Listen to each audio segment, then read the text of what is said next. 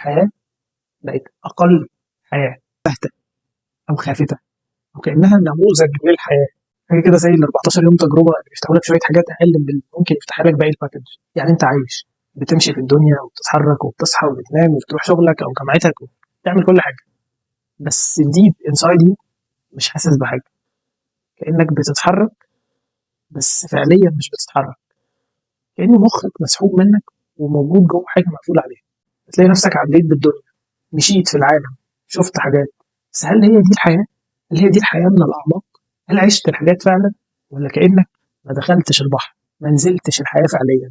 انت شفتها من على الشط، شفتها بعين حد بيجري بسرعة جدا في سباق، فبيشوف كل حاجة بنظرة خاطفة، بيشوفها طشاش، ما بيشوفهاش بعمق، ما بيقفش ويكون علاقة مع الأشياء، مش حاسس بطعم الأكل كويس، مش حاسس بكوباية القهوة اللي بتشربها مع إنك بتحب القهوة. كل الحاجات بتتحرك عليها بسرعة، كل الحاجات على سرفايفل مود مش مفهوم سببه. انت عارف ان اللي مخك بيسقطه ده هو حياتك وعمرك وذكرياتك وهو كل شيء. إن لو فضل يهرب منك في كل لحظة، اللحظة اللي بعدها أو اللحظة اللي وراها، أو يتنطط لأبليكيشنز ما، فأنت المحصلة مش إنك مش مركز، المحصلة إنك مش عايش. ليه الحياة بتتسرق بالشكل ده؟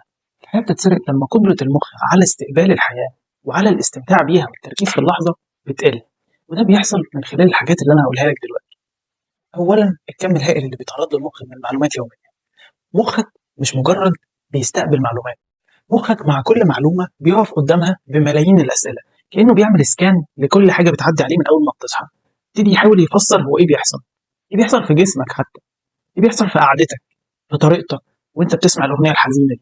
يقعد يحاول يخمن ويحط انتاجات اللي بيحصل، اللي هو إيه ده إحنا زعلانين.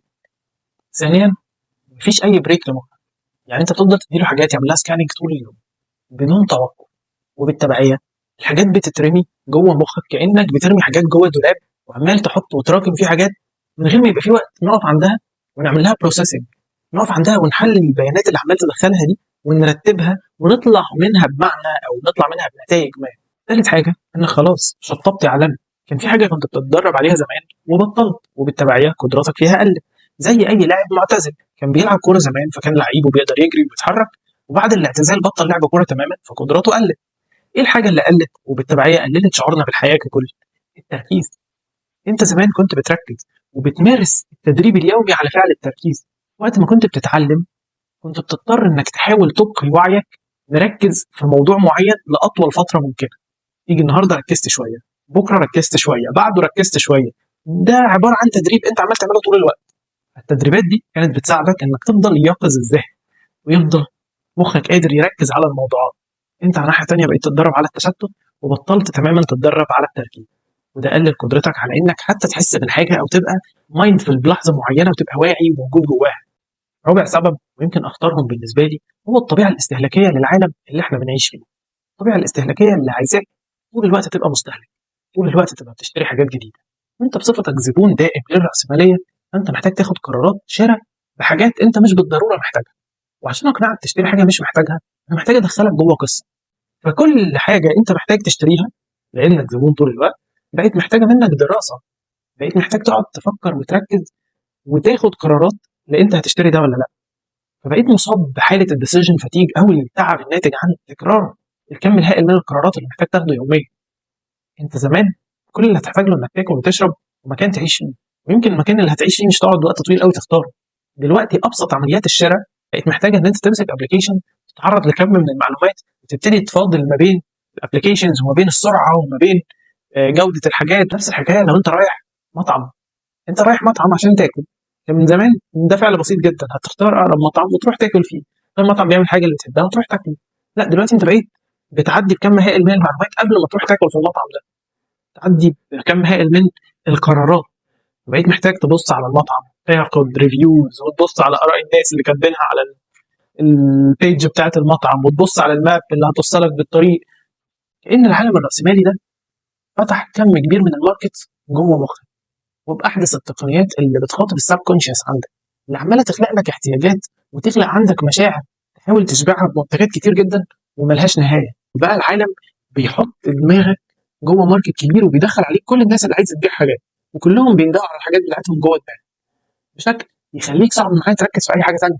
لان انت لوحدك وسط ملايين الاصوات اللي بتطلب انتباهك عشان تشتري منهم حاجات. انت دخلك اصلا ما يسمحش بكم عمليات الشراء اللي بيخاطبوك بيه طول الوقت ده.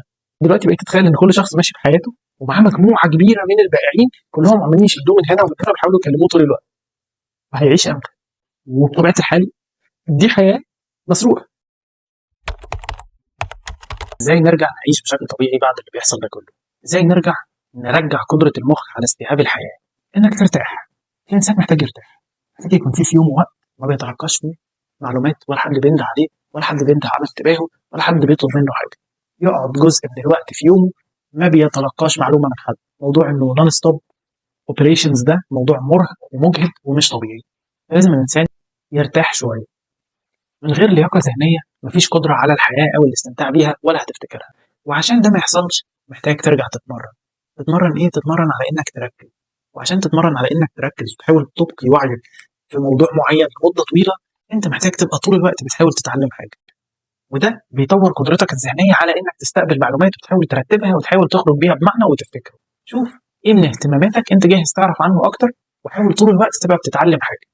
خرج الدوشه اللي جواك. في حاجات محتاج تخرجها من وقت للتاني من جهازك العصبي. يعني كل الحاجات اللي انت مأجل حسمها، كل القرارات اللي انت مأجل تاخدها، كل الحاجات اللي وراك اللي انت مأجل تبص هو ايه وراك فعلا وتقسمها لمهام بسيطه، كلها حاجات بتشتغل كدوشه في الخلفيه. الحاجات دي بتستهلكك وبتأثر فيك. انت محتاج كل فتره تحاول تخرج شويه من اللي جواك. انك تقف عند حكايه معينه مضايقاك وتتكلم فيها.